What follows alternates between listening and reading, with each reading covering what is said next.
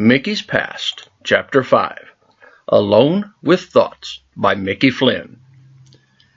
Oh, baby, there you are. I smile wide as my eyes drink in the sexiest sight I've seen in many days. My fingers trace the sleek outline, and I sigh as I revel in every curve, the hard body pleasing me in ways I hadn't felt in ages. The emotions cut through the fog of despondency I'd been trapped in for a while, and as I opened the door of my treasured Mustang and sank into the soft leather seat, a feeling of great relief came over me. I turned the key in the ignition, and beast roared into life, then settled into a low purr, the vibrations trembling through my body, the sensations relaxing my tense muscles. I retrieved my cell phone from my back pocket and sent a group text to Jay, Anth, and Ravs. I am okay. Heading out of the city for a few days. Just want to get out of here and be alone for a while. Hitting send, I turn the cell off and throw it in the glove compartment. I love my girls dearly, but being in the city and rehashing everything over and over endless cups of coffee got real old real quick and solved nothing. It was following another particularly frustrating conversation that I decided to get out of this damn place and head somewhere I could just sort things out in my head. I'd bought a place miles from the city deep in the hills about 2 years ago and was the only one who knew where it was. As it had been weeks since Jacques had fed from me, and I'd been careful not to let anyone else take my vein in weeks, the chances of anyone tracking me down are non-existent.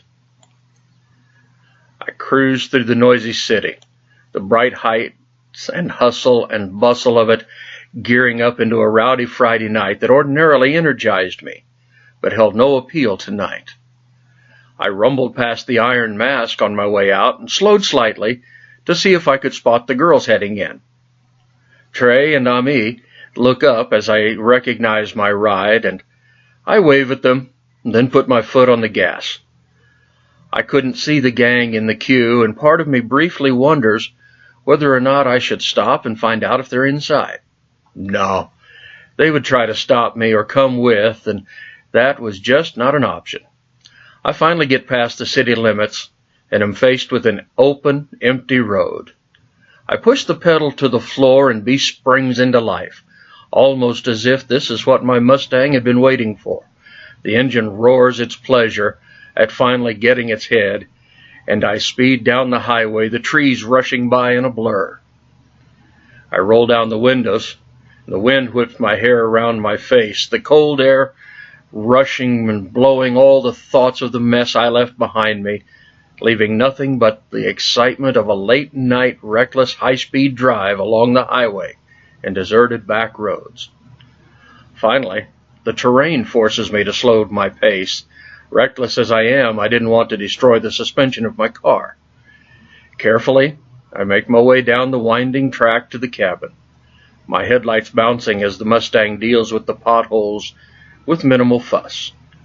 Moths and bugs dance in the glare of the beams, the occasional discs of reflection coming from the eyes of small animals flash back at me before they disappear into the deep shadows of the surrounding forest. Momentarily distracted by reaching for the cabin keys in the glove box, a large shape illuminated in the headlights forces me to slam on the brakes, and breathing hard, I look up to see what I almost hit. A massive 10-point white-tailed buck stares impassively back at me, his regal face bearing none of the panic that surely must remain on my own. For what seemed like an age, the majestic beast and I stare at each other. I didn't dare move a muscle for fear of breaking the spell. Eventually, the buck blinked and strode off into the trees, slowly. And as I watched him, I suddenly felt with all my being that I needed to follow him. I switched off the engine, climbed out of the car, locking it even though there would be no one this far out to steal it. I followed behind the deer as silently as I could, and although I knew he could hear me, he did not take flight. Instead, his ears flicked backwards and forwards as he tracked my slow progress. and he kept a steady pace until we reached a moonlit clearing. The buck reached the middle of the clearing, looked back over its shoulder at me for a second, before leaping into a breakneck run across the open space and disappearing into the forest. Crestfallen that I'd pushed my luck too far, I made my way to the spot where he'd stood just a few minutes before.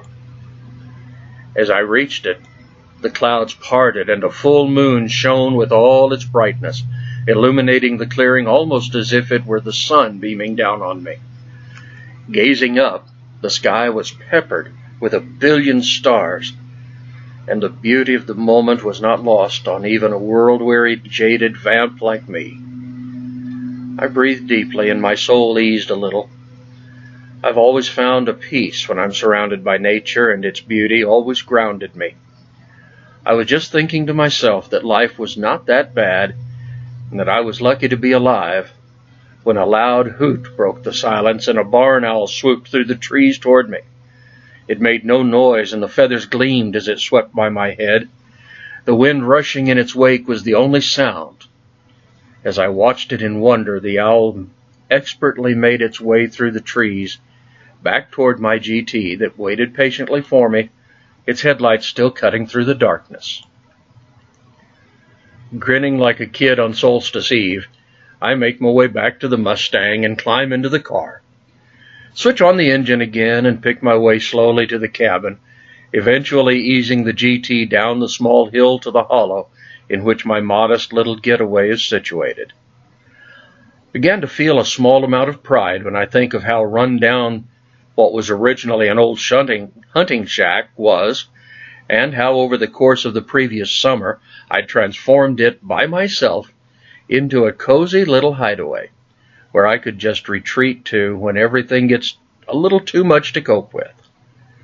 It's been the first thing that I, with no help from anyone, had bought into my life, and not even Jay knew of this. The cabin comes into view, and pride gives way to relief, as I see the winter has not left its mark on the outside, at least. I kill the engine and grab my weekend bag from the back of the car before locking it. The gravel crunches under my feet, and then my boots land heavily on the boards of the porch, the wood creaking slightly. I will the door open, the lights on, and then drop my bag onto the kitchen counter. Going to the cooler, I find a bottle of Jack, some cubes in the icebox, and, after pouring a 4-finger special on the rocks, make my way to the cozy sitting room. Sinking into the oversized armchair, I take a sip of the cold nectar and close my eyes as the liquid burns its way down my throat. An image of Jacques penetrates my thoughts, and my eyes burn with tears as I recall the last look he gave me as I turned to walk out of the museum. My eyes shoot open, and I jump out of the chair and turn to face the fireplace. How dare he treat me this way? I'd done nothing wrong. He sought me out every time. I paced the room, indignantly raging to myself about the injustice of it all. And then, to treat me like the rest of those arrogant assholes, like I was a silly female to be used and then discarded, dismissed, and denied. And that look, how dare he? He had the nerve to pity me. Me? At least I was the one living life on my terms, not lying to all those around me, pretending to be the perfect son, fiancé, aristocrat. Bet they don't even know about the band, the tattoos, and the lifestyle. No, I'm not the one to be pitied. He is. I have bigger balls than he will ever have, and I will not allow or wallow in misery any more. I stop my angry pacing and find myself in front of the unlit fireplace again, twisting the empty glass in my hand. Needing to vent the rising anger, I raise my arm and throw with all my strength the heavy tumbler, shouting at the top of my voice as I watch it shatter into a million pieces, hitting the stone hearth. A wicked grin spreads across my face. I congratulate myself on reaching step 5 of getting over a worthless male. Going back to the kitchen, I retrieve another glass and fill it up.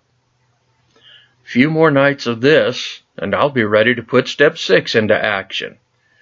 And when that happens, it will be one hell of a ride.